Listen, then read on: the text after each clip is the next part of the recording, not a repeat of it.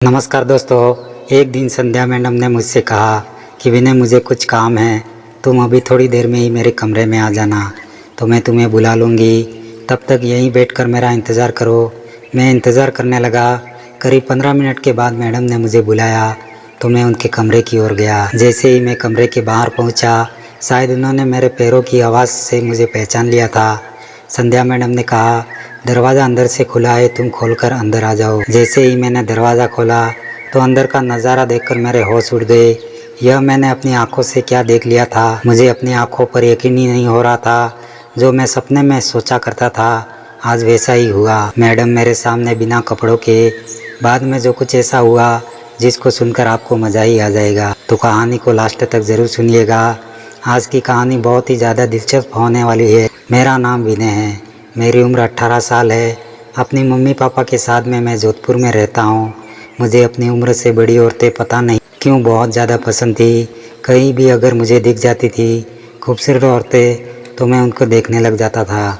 लेकिन मुझे नहीं पता था कि एक बहुत ही ज़्यादा खूबसूरत हसीना मेरे घर के सामने आने वाली है। मेरे घर के आगे एक आंटी किराए पर रहती थी। वह गवर्नमेंट जॉब करती थी। उनका ट्रांसफ़र कहीं हो गया था, इसलिए वह घर खाली हो गया था।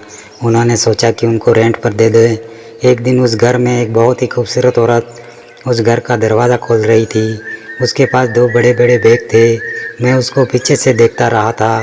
पीछे तो वह बहुत ही कमाल की लग रही थी, बहुत ही सुंदर फिगर था उसका। मैं उसको सामने से देखने के लिए बेताब हो रहा था। उसने साड़ी पहन रखी थी, बाल खुले हुए थे, लेकिन वह दरवाज़ा खोलकर सीधा अंदर चली गई। उसको देख नहीं पाया। अब मेरा मन बहुत ज़्यादा उतावला हो गया कि कैसे भी करके मैं उसको देख पाऊँ। मेरे मन में अजीब अजीब ख्याल आ रहे थे। मैंने सोचा मैं ही किसी बहाने से इससे बात करके देखता हूँ। पापा घर में थे नहीं, मम्मी अपने काम में बिजी थी। मैंने किचन से एक छोटी सी कटोरी उठाई और वहाँ पहुँचकर दरवाज़ा खटखटाया तो उसने दरवाज़ा खोला। जैसे ही दरवाज़ा खुला, जब मैंने उसका चेहरा देखा तो मैं उसको देखता ही रह गया। बहुत ही खूबसूरत थी, लेकिन उसकी उम्र लगभग 28 साल थी। मैंने कहा, मैं सामने वाले घर में रहता हूँ, मुझे थोड़ी चीनी मिल जाएगी, क्या आप यहाँ पर नहीं आई है? तो वह कहने लगी, आज अभी भी तो आई हूँ, मुझे शॉपिंग भी नहीं करनी है, मेरे पास तो कोई सामान ही नहीं है। तुम एक काम करो, अंदर आ जाओ। मैं खुशी के मारे फूले नहीं समा रहा था। घर के अंदर चला गया। मैडम मुझसे कहा कि बैठ जाओ। फिर मैं बैठ गया। वह भी मेरे साथ में बैठ गई। और बताओ अपने बारे में कुछ। मैं तो यहाँ नई आई हूँ, मेरा नाम संध्या मैडम है। उसने सोचा कि वह मुझसे बात करेगी तो यहाँ के बारे में कुछ पता चल जाएगा, मेरी मदद हो जाएगी। मैंने कहा, बिल्कुल क्यों नहीं, मेरा नाम विनय है, मैं सामने वाले घर में रहता हूँ, मैं अभी पढ़ाई कर रहा हूँ। वैसे आप क्या करती हो? वो कहने लगी, मैं टीचर हूँ, मेरा ट्रांसफ़र इधर हो गया है। मैं अपने मन में सोचा शायद यह मेरे लिए अच्छा मौका है, यह टीचर है, क्यों ना मैं इनसे अपने कोचिंग की बात करूं। इसके बहाने मैं उनके घर में रोज़ आया जाया करूंगा। मैं उनसे कहा, तो क्या आप मुझे ट्यूशन पढ़ा देंगे? संध्या मैडम हंसने लगी, कहने लगी, हाँ बिल्कुल क्यों नहीं, तुम तो यहीं पर सामने रहते हो, मेरे पड़ोसी हो, मैं तुम्हें कैसे मना कर सकती हूँ। मैं देखने में बहुत अच्छा था। वह मुझे घूर घूर कर देख रही थी। मैंने पूछा, आपकी शादी हो गई है क्या? संध्या मैडम बोली, नहीं अभी तो नहीं, अभी तक मुझे ऐसा कोई नहीं मिला। कि उसके बाद उसने मुझसे कहा कि शाम को मुझे बाज़ार जाना है, तो क्या तुम मेरे साथ में चलोगे, मेरा सामान लाने में मेरी मदद कर दोगे? मैंने कहा, हाँ बिल्कुल। अपने मन में सोच रहा था कि यह तो मेरे धीरे धीरे करीब आती जा रही है। मेरी किस्मत कितनी ज़्यादा अच्छी है, इतनी खूबसूरत जवान हसीन औरत मुझे मिल गई। इससे तो कैसे भी करके अपना। शाम को मैं उसके साथ में मार्केट गया। वहाँ हमने बहुत सारी बातें की। उसने बहुत सारा सामान ख़रीदा और उसके साथ में ही वापस घर आ गया। धीरे धीरे करके हम दोनों उसके बाद में अपने घर चले आए। मैंने अपने घर पर अपने मम्मी पापा से बात की कि मैं संध्या मैडम से ट्यूशन पढ़ने के लिए जाऊँगा। तो मम्मी पापा कहने लगे, अरे यह तो बहुत अच्छी बात है, कम से कम दूर तो नहीं जाना पड़ेगा, इसी बहाने तुम्हारा पढ़ाई में मन तो लगेगा। मैं तो बहुत खुश था। फ़ौरन अपनी बुक लेकर मैं संध्या मैडम के पास पहुंच गया। उसके घर पर जाकर समय देखा तो अभी रात के 9 बज रहे थे। संध्या मैडम मुझसे कहने लगी कि तुम इसी समय ट्यूशन करोगे। मैंने कहा संध्या मैडम, आप घर के कामों में व्यस्त होगी, तो वैसे भी आप स्कूल में बच्चों को पढ़ा कर आती हो और यहाँ पर अकेली रहती हो, जिससे मैंने सोचा आप घर के काम 9 बजे तक पूरा करके फ्री हो गई होगी, इसलिए मैं अभी आया हूँ। अगर आपको कोई दिक्कत नहीं है तो हम इस समय ही पढ़ेंगे। संध्या मैडम कहने लगी, मुझे कोई दिक्कत नहीं है, और वह मेरे करीब आ गई।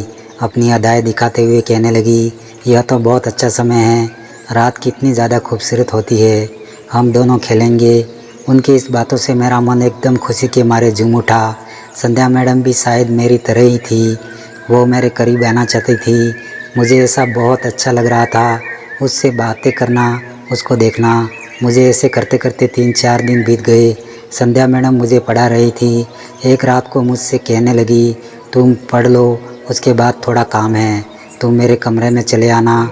संध्या मैडम मुझे थोड़ी पढ़ाई कराई, फिर वह अपने कमरे में चली गई। मेरा जो काम था मैं वह कर रहा था। थोड़ी देर में संध्या मैडम के कमरे की ओर जाने लगा। कमरे का दरवाज़ा बंद था, लेकिन कमरे का दरवाज़ा अंदर से खुला था। जैसे ही मैंने दरवाज़ा खोला, मैंने कुछ ऐसा देखा जिसे देखकर मेरी आंखें फटी की फटी रह गई। मैंने सपने में भी नहीं सोचा था कभी मेरी ज़िंदगी में ऐसा दिन आएगा। मैं अपना पलके भी झपक नहीं सकता था।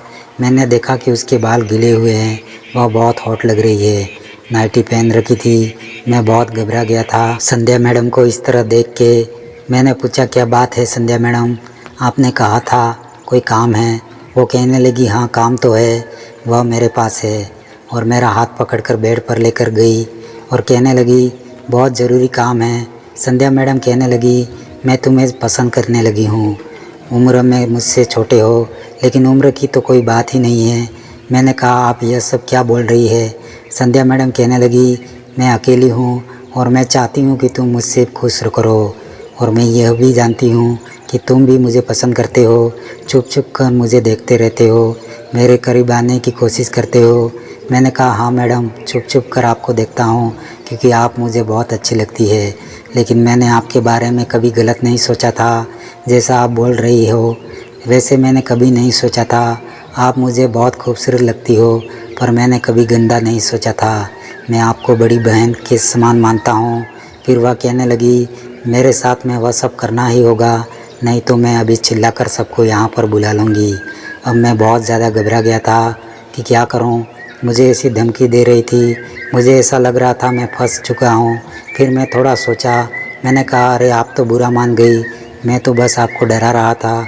सच में आप बहुत खूबसूरत है, और जब से मैंने आपको देखा है मैं आपका दीवाना हो गया हूँ, इसलिए छुप छुप कर आपको देखता रहता हूँ, आपके करीब आने की कोशिश करता हूँ। और आज जब आपने मुझे खुद मौका दिया है तो मैं आपको छोड़ कर कैसे जा सकता हूँ। मैं वह सब करूँगा जो आप चाहती है, क्योंकि वह सब करना चाहता हूँ, लेकिन पहले मुझे वॉशरूम जाना है।